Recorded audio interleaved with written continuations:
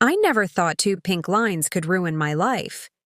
Yesterday morning, I was holding a pregnancy test, smiling, crying, shaking, because I thought I was about to start a family. Today, I'm holding a note. 4 words. I can't do this. No goodbye. No explanation. Just silence. And a bed that's still warm on one side. He promised me forever. He told me love meant never walking away. But the day I told him I was pregnant, he packed his things and disappeared.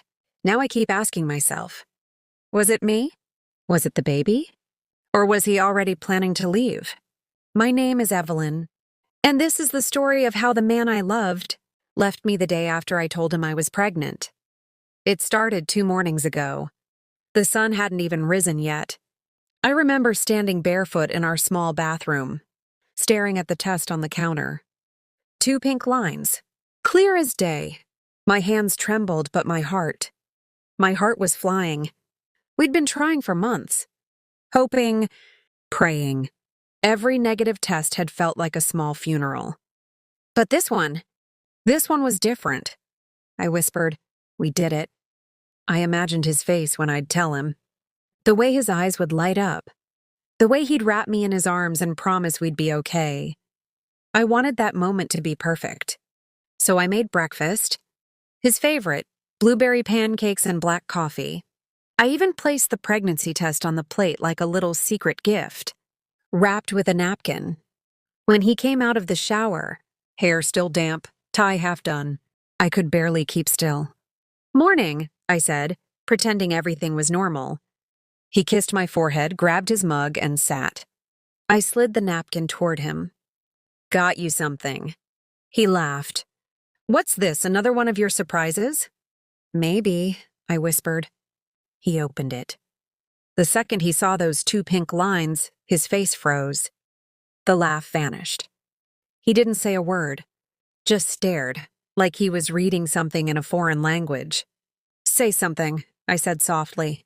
He blinked. You're pregnant? Yes, we're going to have a baby. Silence. His eyes darted away. His fingers gripped the mug so tight I thought it would shatter. I thought you'd be happy, I said, trying to smile. He nodded, but his face didn't match the motion. Yeah, I'm just surprised. Something about his tone chilled me. The rest of breakfast was quiet. When he left for work, he didn't kiss me goodbye. Just grabbed his keys and mumbled, "We'll talk later." I told myself it was shock. That he'd come home, pull me close, and tell me he was just overwhelmed. But that night, he didn't come home. Music deepens, slow pulse. I called. Texted. Nothing. I even checked the hospitals, thinking maybe he'd had an accident. But around midnight, I heard the front door. He walked in, eyes red, smelling of whiskey. Where were you? I asked. He dropped onto the couch, staring at the floor. I needed time to think. About what? About this. About us. My heart sank. What do you mean? He looked at me, and for the first time in years, I felt my knees weaken. You don't mean that. He stood, pacing. I never wanted this. The house, the bills, the endless pressure. I wanted freedom, Evelyn. You knew that. Freedom? I whispered. From what? From me? He didn't answer. Just walked into the bedroom and started pulling his things from the closet. James, stop. We can talk about this. There's nothing to talk about. You're scared. That's all this is. He zipped his suitcase. Maybe, but I can't stay. I grabbed his arm. You can't just walk away. He looked at me, eyes wet. I already have. And then he was gone. He looked at me. And for the first time in years, I didn't recognize his eyes. Evelyn, I can't do this. Do what? Be a father. Be stuck. The word stuck hit me like a slap. Stuck? We're married, James. Yeah, and maybe that was a mistake too. I didn't recognize his eyes. Evelyn, I can't do this. Do what? Be a father. Be stuck. The word stuck hit me like a slap. Stuck? We're married, James. Yeah, and maybe that was a mistake too. That was 24 hours ago. Now, the coffee's still sitting cold on the counter. The pancakes are hard as stone. I keep replaying every word, every moment. Was there something I missed? The way he hesitated when we talked about the future. The nights he said he had late meetings. The messages he'd hide when I walked into the room. Maybe the truth was always there. Maybe I just didn't want to see it. People say heartbreak makes you stronger, but they never tell you about the silence, how loud it becomes when the person you love stops loving you back. I didn't sleep that night. I just sat on the floor, holding the test in my hand, wondering what kind of world my baby was about to enter. A world where their father walked away before even hearing their heartbeat. I thought about calling my mom, but I couldn't bear to say it out loud. Because once you say it, it's real. And I wasn't ready for real. The next morning, I found his note, folded neatly beside the empty drawer where his clothes used to be. 4 words. I can't do this. That's it. No, I'm sorry. No, I'll come back. Just finality. I sat on the floor staring at those words until they blurred. That's when the baby's first cry, the one only I could hear, echoed inside me. And I realized something. He might have left me. But this child, this tiny heartbeat, hadn't. For the first time in my life, I wasn't just Evelyn, the wife.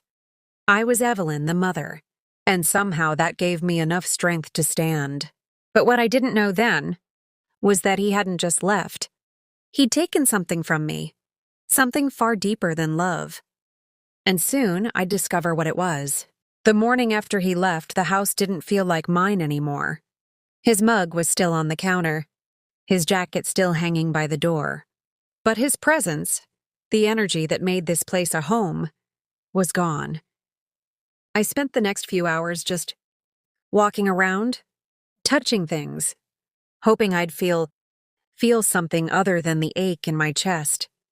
The silence was suffocating. Every time my phone buzzed, I jumped, praying it was him. But it never was. Just bank notifications, spam messages, life moving on without me. By noon, I couldn't take it anymore. I needed answers. So I called his office. He's not here, the secretary said. Do you know when he'll be back? He hasn't come in today. Actually, she hesitated. He cleaned out his desk yesterday. My heart dropped. Cleaned out his desk? Yes, said he was taking time off. Indefinitely. I ended the call before she could say more. He didn't just leave me. He left his job, his life, everything. Suddenly it hit me. This wasn't panic or fear. This was planned. I went into our bedroom, opened the closet, and started searching. The drawers were empty, but one of the suitcases was gone. I found an envelope behind the nightstand. No name on it. Inside were credit card receipts. Hotels. Restaurants. All dated over the last few months. All from the same woman's name, Claire Thompson. My stomach turned. I felt dizzy. My husband hadn't just left because of the baby. He'd been seeing someone else. And she was probably the reason he ran. I wanted to scream, to throw every memory we had into the fire. But instead, I sat there holding those receipts, whispering, why wasn't I enough?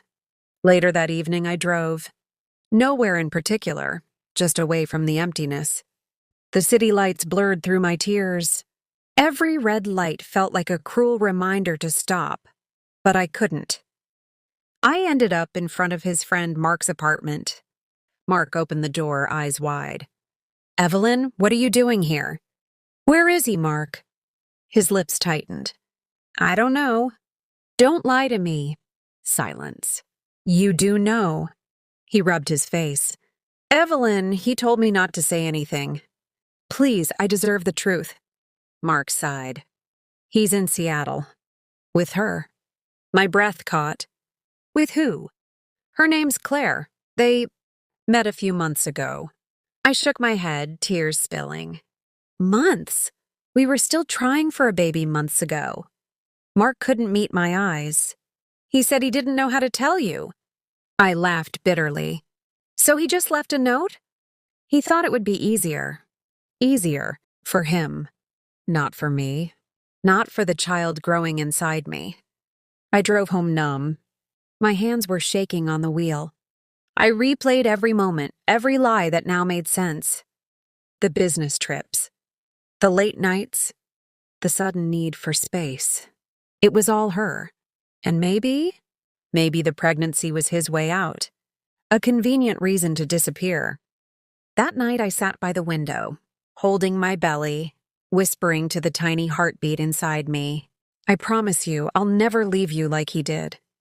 The wind outside howled against the glass, but for the first time in days, I didn't feel alone, because inside me there was still hope, still life. I knew I had to be strong, not for him, not even for revenge, but for us. If anyone liked my real-life story, then like and subscribe my channel.